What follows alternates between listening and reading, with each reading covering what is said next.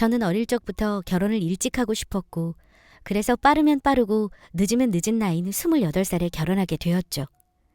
그러나 얼마 전 처참히 시댁 식구들에게 배신감을 느껴 도저히 같이 못 살겠더라고요. 결국 큰 결심한 끝에 이혼하게 되었습니다. 갑작스런 이혼에 친정 식구들은 충격에 휩싸였지만 저는 후회하지 않아요. 조상신이 도운 것이라고 생각합니다. 그럼 지금부터 시댁의 충격적인 거짓말 이야기 한번 들어보시겠어요? 남편과 저는 대학교에서 만났습니다. 같은 과였고 1살 위 선배 오빠였죠. 제가 다니는 대학은 스카이 중 하나였습니다. 남들은 부럽다고 하는데 저는 아니었습니다. 왜냐하면 정말 어렵고 힘들게 대학을 들어갔기 때문이죠. 다행히 열심히 공부해서 대학에 붙었지만 그 흔한 대학 등록금을 낼 돈이 없었거든요. 왜냐하면 저는 홀어머니 밑에서 자랐고 열심히 일하시며 외동딸을 키우셨지만 생각보다 삶이 녹록지 않으셨습니다. 무엇보다 가게를 하나 차리려고 자본금을 모으셨는데 그마저도 사기를 당하셨거든요. 아무튼 저의 학창시절을 떠오르면 암울 그 자체였습니다. 물론 친정엄마는 저를 사랑으로 잘 키워주셨지만 경제적으로 집안 사정이 어려워지자 저도 엄마도 모두 지쳐가긴 마찬가지였어요. 가난이라는 게 참 사람을 힘들게 했습니다. 아무튼 대학에 가까스로 가게 되었고 그때 지금의 남편을 만났어요. 당시 남편은 저와 다르게 차림새가 늘 반듯하게 깔끔했고 무엇보다 대학교 1학년 때부터 자신의 이름으로 된 자동차를 가지고 통학을 했습니다. 우와, 오빠, 자동차 진짜 좋아 보인다. 누구 거야? 응, 내 거. 진짜? 아버지 자동차 아니고 오빠 이름으로 된 자차라고? 응, 엄마가 대학교 올라갈 때 주신다고 했거든. 아, 우와, 대단하다. 아니, 우리 과에 이런 좋은 차, 그것도 자차 가지고 있는 사람은 오빠밖에 없을걸? 그런가? 네, 맞습니다. 남친은 금수저예요. 그렇다고 엄청난 재벌까지는 아니지만 부족한 것 없이 살았다고 보면 됩니다. 그런데 일찍 아버지는 돌아가셨고 남친도 홀어머니 아래에서 자랐다고 했어요. 그래서 그런 면에서는 대화가 잘 통했고 서로 위로도 해주며 마음이 잘 맞았습니다. 그리고 남편의 바로 아래에 여동생이 있었는데 결혼을 일찍 했다는 이야기는 익히 들어서 알고 있었고요. 또 신우에게는 5살짜리 아이도 있었습니다. 어쨌든 남친은 집에 건물도 몇 채 가지고 있었고 누가 뭐래도 부족함 없는 금수저 아들이었습니다. 친구들은 부럽다고 다들 난리였지만 저는 솔직히 좀 부담스럽기도 했어요. 배부른 소리가 아니라 진짜 그랬습니다. 그걸 제대로 알게 된 게 남편과 결혼하기 위해 상견례 겸 인사자리를 가졌을 때 느꼈어요. 아무래도 저는 외동딸이고 직계가족은 친정엄마만 계셨기 때문에 조촐하게 진행했습니다. 그런데 그때 당시 남편 어머님께서 상견례 장소를 알아서 잡겠다고 하셔서 그런가 보다 하고 있었는데 그날 그 장소로 가보니 정말 입이 떡 벌어지더라고요. 그 장소는 5성급 호텔이었고 1인당 30만 원 하는 코스 요리였습니다.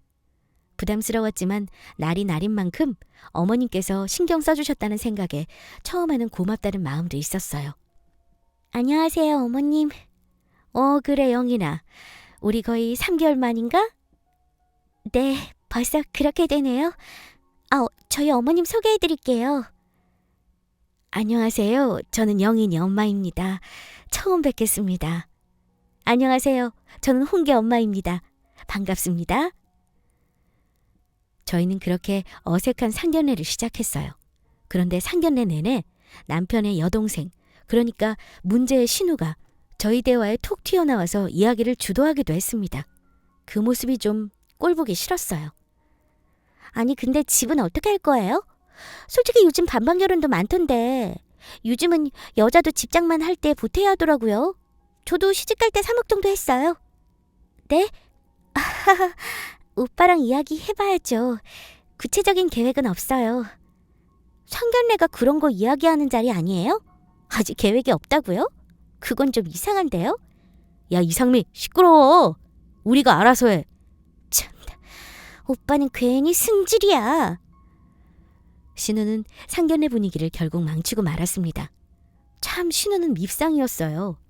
그렇지만 남편은 항상 제 편을 들어주었고 저만 바라보는 수뇌보 같은 타입이었기 때문에 이 남자를 놓치는 건 죽어도 싫었습니다. 남편 말에 의하면 신우는 일찍 결혼했는데 남편과의 사이가 별로 좋지 않다고 들었어요. 그래서 좀 이상한 데서 히스테리를 부리기도 한다고 했습니다. 산후 우울증도 심하게 겪었고 이런저런 사연이 많은 아이라 많이 보듬어달라고 사정을 하더라고요. 저는 그때까지 그냥 스스로 감당할 수 있겠지 하는 안일한 마음이 있었습니다. 그때 결혼을 하지 말았어야 했는데 말이죠. 인생은 선택의 연속인 것 같습니다. 아무튼 그 후 저희는 아슬아슬하게 결혼을 약속했어요. 하지만 저는 개인적으로 고민이 있었습니다. 학자금 대출과 집 대출이 있었는데 그때까지 다 못 갚고 있는 상황이었거든요. 당시 남편에게 모두 말했고 그 때문에라도 저는 결혼을 좀 더 미루었으면 했습니다. 그런데 남편은 당장 한 달 뒤라도 결혼을 하고 싶다고 했어요. 오빠, 그때도 이야기했지만 나 적금 계속 붓고 있잖아. 그리고 나 어차피 이직할 거라 퇴직금 받으면 그래도 학자금 대출은 어느 정도 해결될 거야. 응? 우리 결혼 조금만 더 미루는 거 어때? 아니야, 영인아. 결혼도 타이밍이야. 나 지금 당장 결혼하고 싶어. 그리고 안 그래도 그 대출 이야기 마무리 좀 하자. 제발 고집 좀 피우지 말고 그냥 내가 다 갚아줄게. 응? 아니 그거 얼마나 한다고 너 힘으로 다 해결하겠다고 그러는 거야? 물론 너 마음은 아는데 내가 돈 못 줄 만큼 힘든 상황은 아니잖아. 그래도 오빠한테 짐 되고 싶지는 않아. 저는 오빠가 저의 대출을 모두 갚아주겠다고 했지만 끝까지 거부했습니다. 오빠를 만나기 전에 벌어진 일인데 오빠에게 괜히 손 벌리고 싶지 않았거든요. 그리고 엄청 큰 돈은 아니라 스스로 해결하고 싶었습니다.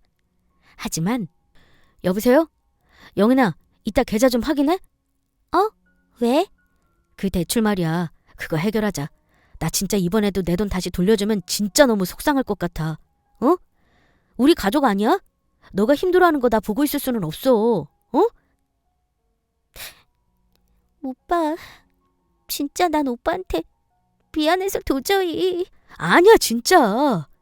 용인아, 우리 새로운 마음으로 대출 깨끗하게 끝내서 시작하자. 응? 결국 남은 대출은 남편 덕분에 해결하게 되었죠. 정말 고마웠습니다. 평생 고마운 마음 갚으면서 옆에서 잘 내줘야겠다고 생각했고 그 덕분에 결혼은 빠르게 진행되었습니다. 한 번은 시모가 저를 집으로 부르신 적이 있어요. 원래도 잘 사는 줄은 알고 있었는데 이사한 시모 집에 가보니 정말 입이 떡 벌어졌습니다. 당시 시댁은 용산에 있는 전원주택으로 이사를 했는데 마당도 넓고 집이 정말 멋지더라고요. 왔냐 영인아? 어서 와라. 네 어머님, 잘 계셨어요? 나 영인이 온다고 오늘 실력 발휘 좀 했다.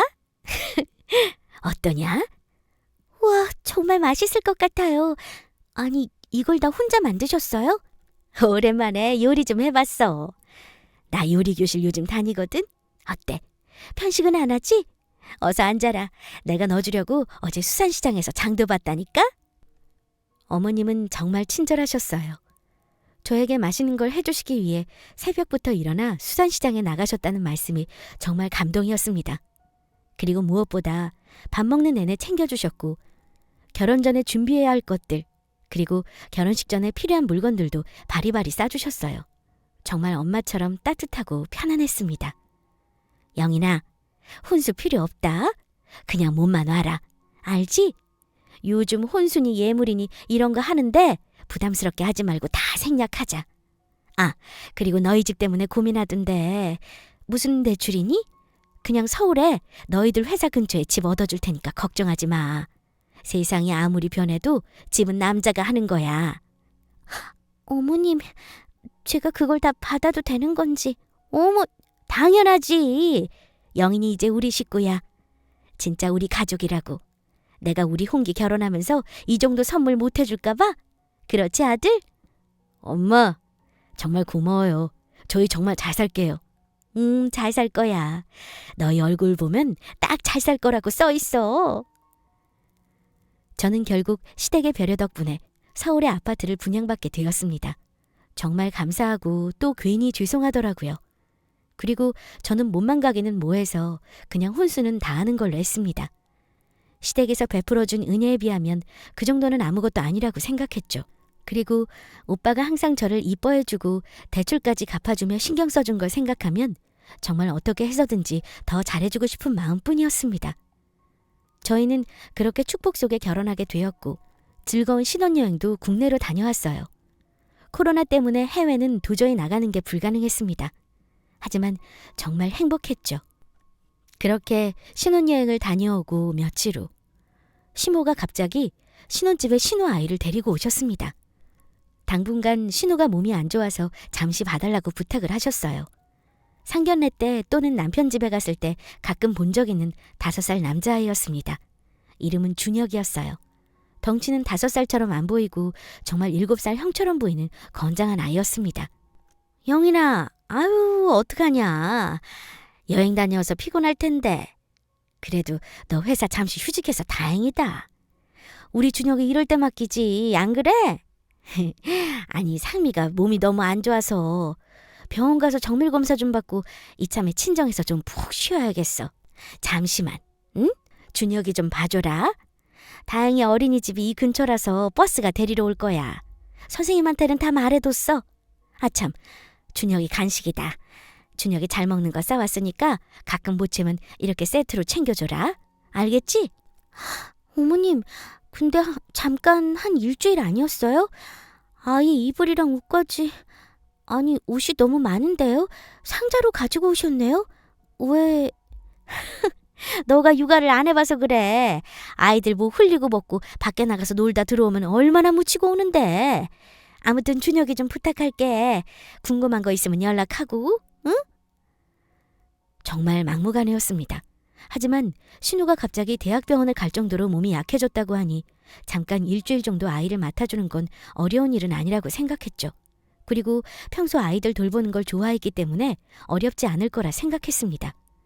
퇴근하고 돌아온 남편에게도 이 사실을 전달했고 남편도 신우 상황을 알고 있길래 딱 일주일만 아이를 맡아주기로 합의를 봤어요. 그런데 준혁아, 정말 이렇게 하면 어떻게 해? 저는 정말 하루하루가 전쟁 같았습니다. 준혁이가 원래 장난꾸러기인 줄은 알고 있었는데 정말 장난이 아니었어요. 그리고 예의가 너무 없었습니다. 아이가 밥을 안 먹고 보채며 가끔은 밥상을 집어던지길래 밥상머리 교육을 한 적이 있어요. 그러자 아이가 갑자기 제 명치를 발로 차는 겁니다. 정말 순간적으로 너무 놀라서 눈물이 핑 돌고 화가 너무 났어요. 그래도 아이니까 참고 밥을 먹이려고 노력했습니다. 그러나 아이는 말을 듣지 않았고 갑자기 소리를 지르면서 집에 있는 물건들을 던졌고 제가 가장 아끼는 비싼 안경도 던지는 바람에 안경알이 깨지는 일도 있었어요. 저는 점점 지쳐갔습니다. 오빠, 내일이면 일주일 아냐? 아가씨 이제 오는 거지? 응, 그럴 거야. 근데 아까 전화해봤거든? 병원이라던데?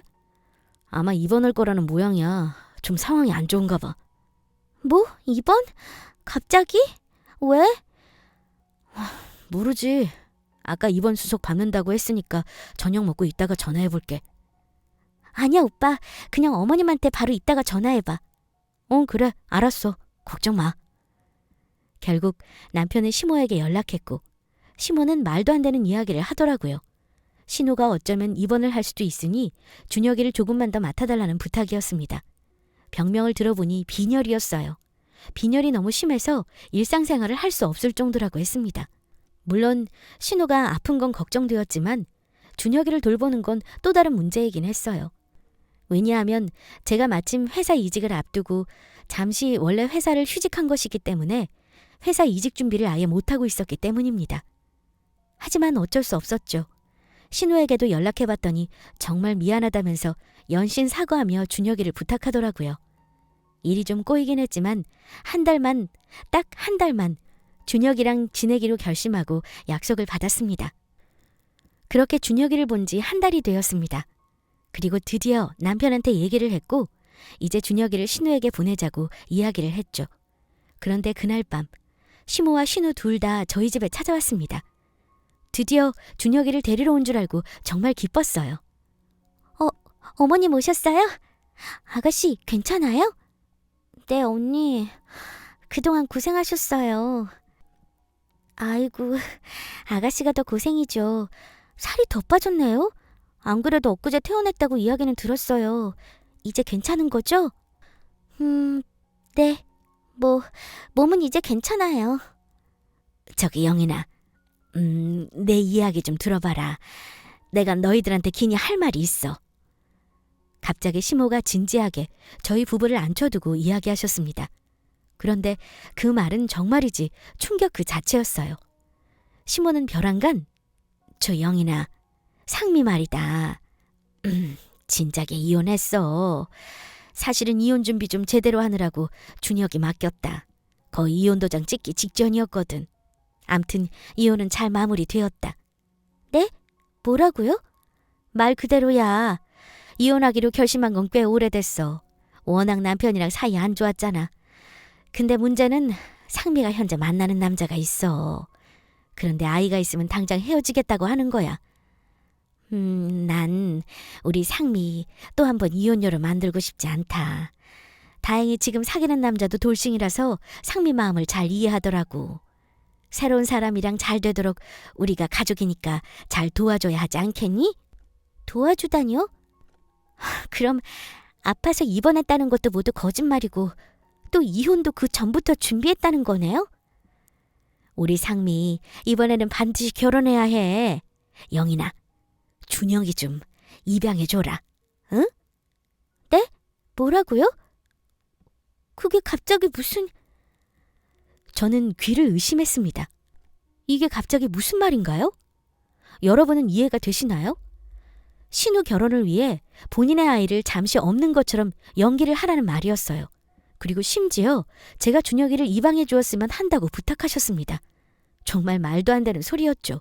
그리고 이 모든 걸 신우도 시모도 미리 진작 알고 계획을 했다는 게 소름 끼치더라고요. 정말 너무 무섭고 짜증났습니다. 한 달 동안 개고생을 하면서 아이를 돌보고 나름 신우를 걱정했는데 저만 바보 만든 꼴이 되었더라고요. 어머님, 너무하시네요. 그리고 말도 안 돼요. 제 아이가 아닌데 왜 제가 입양을 하나요? 게다가 이렇게 엄마가 버젓이 있는데요. 그리고 가족이라는 이유로 이렇게 막무가내로 이런 부탁 안 해요. 언니, 잠깐만요. 언니 당황스러운 건 아는데요. 막무가내요? 참나. 언니가 더 막무가내였던 거 아닌가요?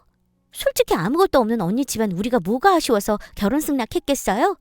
저희 솔직히 언니네 집안이랑 사돈될 만큼 그런 허접한 집안 아니에요. 알죠? 우리 집 사는 거 보면 알잖아요? 그리고 이 집도 우리가 해주고 언니네 친정빚도 갚아줬잖아요? 게다가 평생 돈 벌어도 이런 집 못 구할걸요? 솔직히 오빠 아니었으면 이렇게 편하게 지냈을 것 같아요? 아니, 현실적으로 생각해봐요. 아가씨, 참나, 그게 무슨... 그거랑 갑자기 왜 연관 짓는 건가요? 그럼 제가 언제까지나 시댁 식구들이 하라는 대로 다 하면서 살아야 해요? 그리고 거짓말한 건 그쪽이잖아요. 그리고 빚 갚아준 건 정말 감사해요. 그런데 제가 그걸 노리고 결혼한 사람처럼 몰아가지 마세요. 그래서 저는 결혼까지 미룰 정도로 저 혼자 힘으로 해결하려고 했는데 갑자기 결혼 밀어붙인 건 시댁 쪽 아닌가요? 아무튼 다 떠나서 준혁이를 제 아이를 입양해야 한다는 건 제 결혼 조건에 없었어요.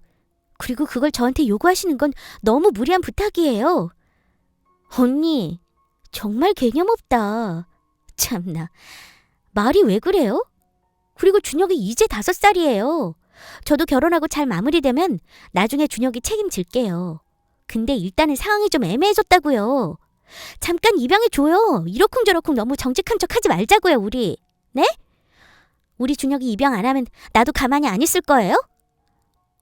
아니, 아이가 무슨 장난감인가요? 줬다 뺐다 하게? 그리고 아가씨, 준혁이 엄마 아닌가요? 결혼하는 그 남자가 어떤 사람인 줄은 모르겠는데 있는 그대로의 아가씨를 사랑해줘야 하는 거 아닌가요? 준혁이를 숨겨야 하는 거면 왜 결혼하는 건데요? 네?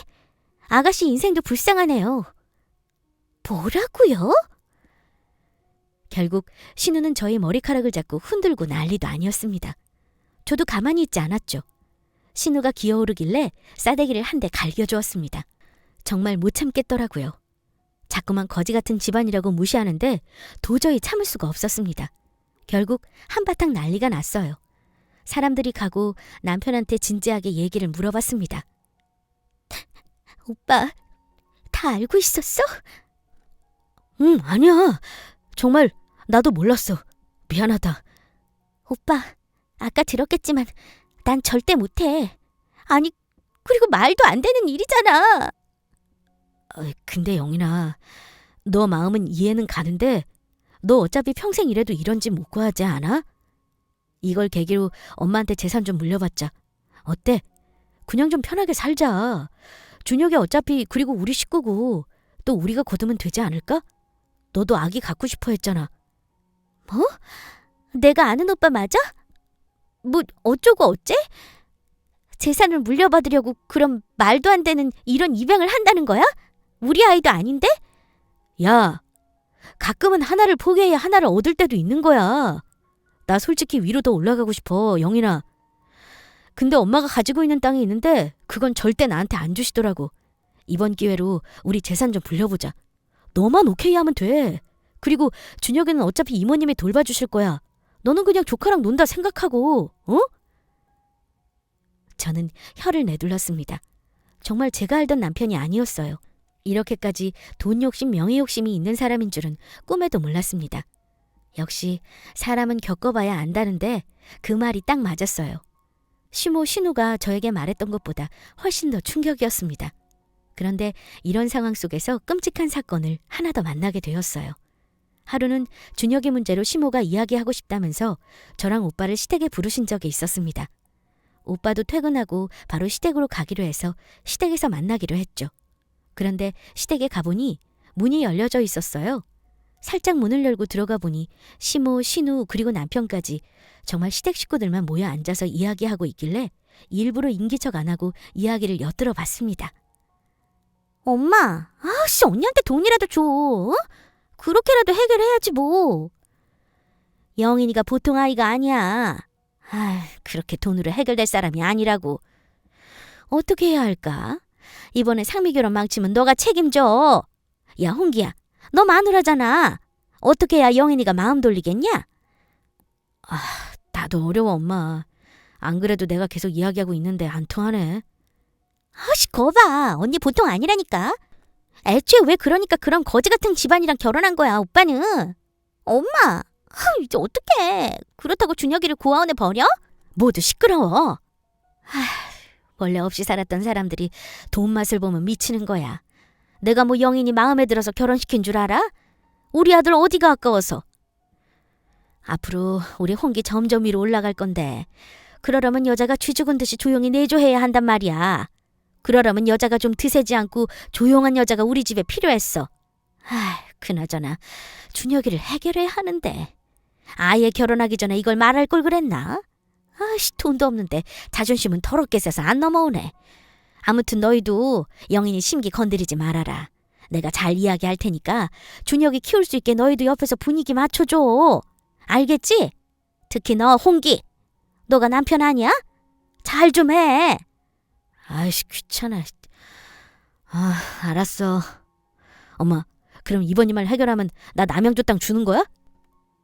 믿었던 남편마저 결국 시모 신우 편에 서서 저를 무시하며 남몰래 작전을 짜는 걸 생생하게 듣고 말았습니다.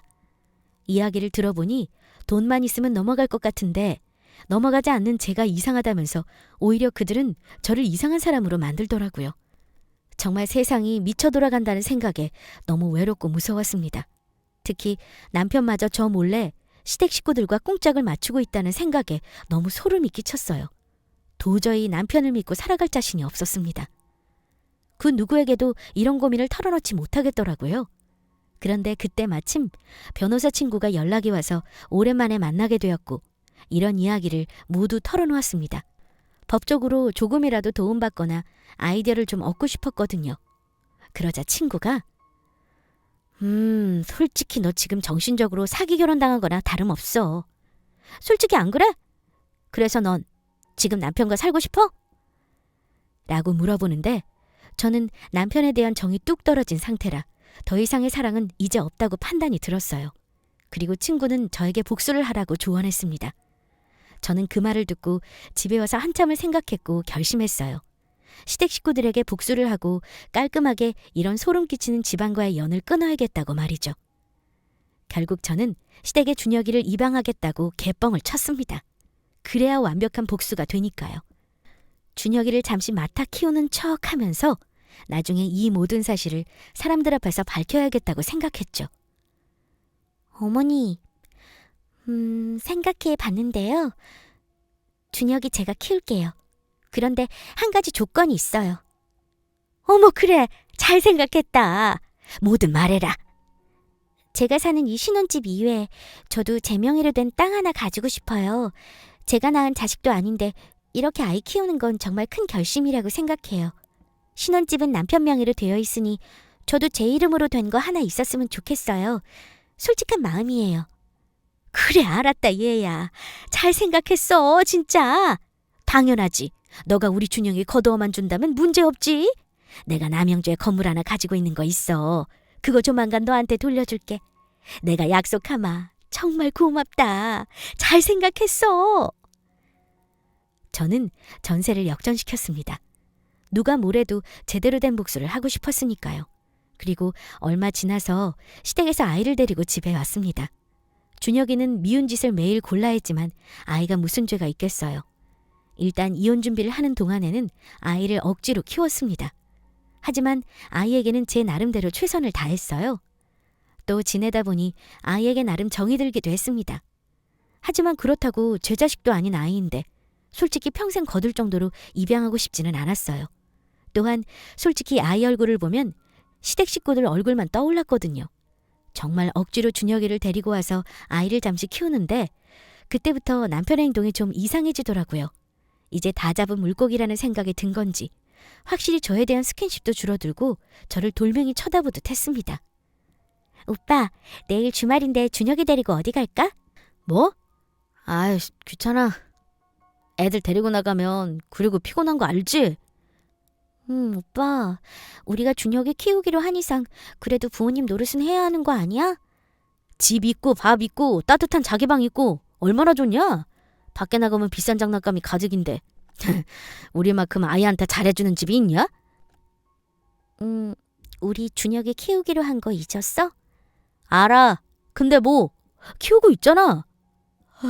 시끄럽고.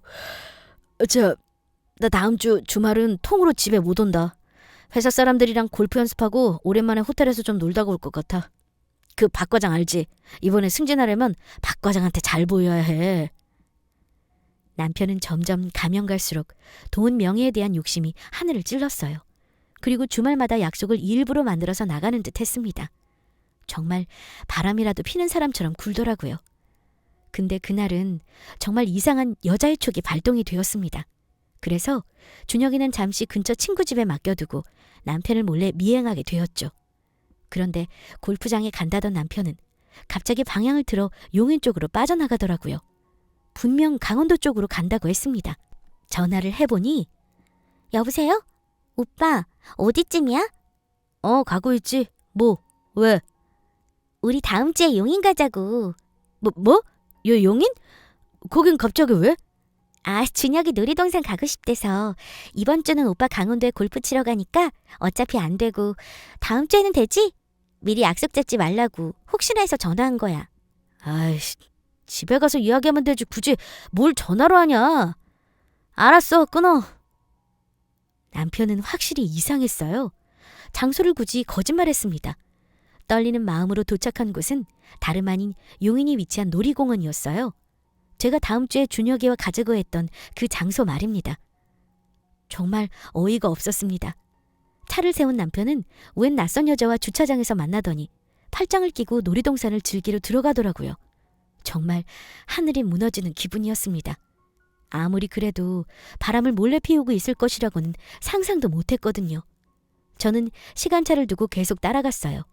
그 낯선 상간녀 얼굴을 가까이 보니 20대 중반 되어 보이는 평범한 여자였습니다. 여리여리하게 몸이 날씬한 것 빼고는 별 볼품없는 얼굴이었어요. 갑자기 저런 이상한 여자한테 왜 홀린 건지 정말 분통이 터져 미치는 줄 알았습니다. 하지만 저는 남편과 이혼하겠다는 생각에 굳어져 있었기 때문에 차라리 잘 되었다고 생각했어요. 위자료라도 잔뜩 받을 수 있을 거라 생각했고 남편과 그 이상한 여자가 팔짱을 끼고 다니는 장면들을 모두 사진과 동영상으로 남겨놓았습니다. 평소 저는 놀이동산에 가도 무서운 것도 못하고 남편과 취향이 달라서 데이트할 때 많이 안 맞았었거든요. 어쩌면 남편은 자신에게 모든 걸 맞춰주는 나이 어린 여자에게 잠시 홀린 모양이었습니다. 정말 입이 귀에 걸려 있더라고요. 저는 그 후로 점점 남편에 대한 정이 뚝 떨어지다 못해 남 대하듯 보게 되었습니다. 그리고 복수를 조금씩 준비하기 시작했죠. 저는 그 후 계속 변호사 친구를 만났고 증거자료들과 그동안의 거짓말들, 시댁 식구들의 협박 증거들을 모두 모아 보여주었습니다. 그리고 시모에게 제가 받은 남양주 땅 명의에 대한 부분도 확실히 법적으로 문제없게 마무리를 해두었어요. 정말 저는 폭탄을 떨어뜨릴 날만 기다리고 있었습니다. 그러던 어느 날 시간이 지나고 신우는 자기 결혼을 남자와 나를 잡는다고 하면서 시댁의 사람들을 모두 부른 적이 있어요. 그날은 남편이 될 그 문제의 남자를 소개해 주기로 한 날이었습니다. 저는 이제 때가 왔다고 생각했어요. 애초에 신우는 이혼 사실을 말하면서 자신의 아이 준혁이의 존재를 숨겨왔다고 했습니다. 그런데 만약 제가 준혁이를 그 남편 될 사람 앞에 보여준다면 어떻게 될까요? 저는 모두가 있는 그 자리에서 폭탄을 던지기로 결심했죠. 원래는 시모가 저에게 절대 시댁의 준혁이는 데리고 오지 말라고 이모님에게 잠시 맡겨두라고 신신당부를 하셨지만 저는 시모에게는 당연히 그렇게 하겠다고 거짓말했어요. 그리곤 이모님에게 부탁해두었습니다. 준혁이를 시댁에 1시간 후 데리고 와달라고 부탁드렸죠. 계획은 정말 치밀했어요. 어머님, 저희 왔어요. 그래. 아참, 소개해줄게. 여기는 우리 며느리예요. 그리고 우리 아들 홍기. 안녕하세요. 처음 뵙겠습니다. 말씀 많이 들었습니다. 상미 남자친구 김종민이라고 합니다. 어머, 반가워요. 말씀 많이 들었어요. 나이 차이가 많이 나신다고 하던데 정말 딱 그래 보이시네요. 아가씨랑 세대 차이 좀 느끼시겠는데요? 저는 정말 정신 나간 사람처럼 굴었습니다. 왜냐하면 이제는 시댁에 더 이상 잘 보이고 싶은 사람도 없고 정이 뚝 떨어졌기 때문이죠. 그리고 일부러 미친 척을 해봤습니다. 시댁 식구들 모두 엿먹어보라는 심정으로 말이죠. 우리 며느리가 좀 재밌어요. 영인아, 왜 그러냐? 어서 앉아라. 자, 다들 시장할 텐데 앉아요. 요리 좀 내올게요. 이윽고 요리가 나왔고 정말 상다리가 부러질 정도로 맛있게 요리를 했더라고요. 근데 누가 봐도 출장 뷔페 음식이었습니다. 어머님은 평소 요리를 절대 안 하시는 분이거든요. 어머님, 우와, 음식 솜씨 대단하시네요. 정말 잘 먹겠습니다. 그래요. 몇 가지 안 했어요. 어서 들어요. 오늘 손님 오신다고 해서 준비했어요. 제가 손님인가요? 이제 이 집 식구 될 사람인데요. 참 그렇네. 화기애애한 분위기가 이어지길래 제가 일부러 산통을 깼습니다. 와, 정말 출장 뷔페가 맛있네요. 역시 돈을 써야 해요. 그렇죠, 어머님? 이거 어머님이 하신 거예요? 그래, 그렇지. 갑자기 왜 그러냐? 아니에요. 제가 얼마 전에 친구들하고 먹었던 레스토랑 뷔페 음식이랑 똑같아서요. 누가 보면 감쪽같이 음식 시켜놓고 포장지만 뜯어서 그릇에 담은 줄 알겠어요. 여보, 왜 그래 오늘따라? 뭐가? 농담도 못해? 맛있다고요. 아참, 아가씨, 결혼식 언제예요? 신혼여행은 어디로 가요? 생각해봤어요? 내년 여름에 하려고요. 이제 1년 딱 남았어요. 신혼여행 티켓 구하는 게 하늘의 별 따기라 저희 지금부터 예매 준비하려고요. 아, 그렇구나. 하긴 그때가 딱 좋죠. 근데 신혼여행 티켓은 취소해야겠네요. 네? 그게 무슨... 그때 초인종 소리가 들렸습니다. 제가 약속한 대로 1시간 뒤 이모님께서 준혁이를 데리고 오셨거든요. 저는 폭탄을 터뜨릴 준비를 했고 가슴이 두근거렸습니다. 아니나 다를까 준혁이는 들어오자마자 신우를 보고 엄마라고 부르면서 달려가 안겼습니다. 의도하지 않았는데 쌤통이었죠. 아이가 도와주더라고요. 준혁이 왔니? 야, 영인아. 너 미쳤어? 준혁이를 왜 데리고 와? 시모는 갑자기 준혁이를 집 밖으로 내쫓으려고 했습니다. 정말 미친 듯이 준혁이 팔을 이끌고 나가려고 했어요. 영문을 모르는 아이는 계속 울어댔죠. 하지만 저는 일부러 이모님에게 미리 말해두었고 현관 앞에서 절대 준혁이를 내보내지 말라고 미리 약속해 두었습니다. 어쨌든 저는 간신히 아이를 진정시키고 일부러 아이를 제 무릎에 앉혔고 사람들이 미친 듯이 설명했습니다. 준혁아, 잘 들어. 여기 지금 눈앞에 준혁이 가족들이 다 있다? 그렇지? 맞지? 그럼 준혁의 엄마가 누구니? 아이에게 엄마가 누구냐고 묻자 준혁이는 갑자기 신우 무릎으로 가서 앉았습니다. 그러자 신우는 어머, 준혁아, 갑자기 왜 이래? 내가 왜 네 엄마야? 준혁이 자다가 일어났나 봐요, 언니. 신우는 얼굴색 하나 안 변하고 거짓말을 하더라고요. 아이가 엄마를 계속 부르면서 안으려고 하자 오히려 아이를 내팽개치더라고요. 그 모습을 보는데 아이가 너무 불쌍했습니다. 여러분, 그만하세요. 정말 거짓말도 정도껏 하라고요. 그리고 아이 앞에서 어른들이 부끄럽지도 않아요? 저기요, 오늘 충격적인 거 많이 보시네요, 종민 씨. 준혁의 엄마가 누군지 아세요? 지금 옆에 있는 여자친구분이 엄마예요. 못 믿겠으면 이거 보시라고요. 저는 준혁이 어린 시절에 신우랑 찍은 사진을 그 결혼할 남자에게 보여주었어요. 누가 뭐래도 엄마 사진이었습니다. 그 남자분도 경악을 금치 못하더라고요. 자기야, 이 말 정말이야? 우리 서로 이혼한 건 알고 있지만 아이가 있는 건 말 안 했잖아. 미안해. 내가 다 설명할게. 내가 일부러 거짓말한 건 아니야. 오빠 믿어줘. 준혁이 문제는 내가 다 해결할 거야. 우리 결혼은 문제 없을 거야. 믿어줘. 됐어. 나 이만 갈게. 어머님, 저 이만 가보겠습니다. 이 결혼 다시 생각해봐야겠네요. 결국 제 바람대로 신우의 결혼은 물거품이 되고야 말았습니다. 정말이지 제가 쑥대밭을 만들어놨기 때문이죠. 그 결혼할 남자가 가고 나자 시모와 신우는 저에게 연신 욕을 퍼부어댔고 남편도 저를 흘겨보면서 연신 한숨을 쉬더라고요. 하지만 뿌린 대로 거둔 거라 생각하면서 저 역시 지지 않았습니다. 어머님, 그리고 아가씨, 그리고 특히 오빠, 잘 들어. 나 만만하게 보지 마세요. 저요, 오빠랑 이혼할 거예요. 그리고 오빠 바람 피는 거 아셨어요? 변호사 선임해 두었으니 이제 곧 이혼 소장도 날아갈 거예요. 상간녀 소송도 해서 제대로 위자료 받아낼 거예요. 그렇게 아세요. 예, 너 미쳤니? 어디서 거짓말을 해? 거짓말요? 이 안에 사진을 보고도 그런 말을 하세요. 전 이만 갈게요. 저는 남편과 그 상간녀가 놀이동산에서 뽀뽀하고 스킨십하는 사진을 시댁에 두고 그 자리를 박차고 나왔습니다. 그리고 그 후 저는 이혼을 준비했고 준비하는 동안 저는 제 명의로 된 남양주 아파트에 들어가 따로 살았어요. 시모에게 미리 제 명의로 돌려받아둔 그 아파트 말이죠. 다행히 증거는 명백했고 거짓말에 사기 결혼에 그리고 협박, 마지막에 상간녀까지 세트 메뉴였기 때문에 위자료를 받는 건 어렵지 않았습니다. 정말 믿는 도끼에 발등 찍힌다는 게 딱 맞았어요. 여러분도 주변의 사람을 너무 믿지 마세요. 너무 과도하게 친절하게 나온다면 한 번쯤 돌다리도 두들겨보고 건너야 후회가 없습니다. 제 이야기가 여러분의 인생에 도움이 되면 좋겠네요. 지금 저는 새로운 직장으로 이직해서 행복하게 잘 살고 있습니다.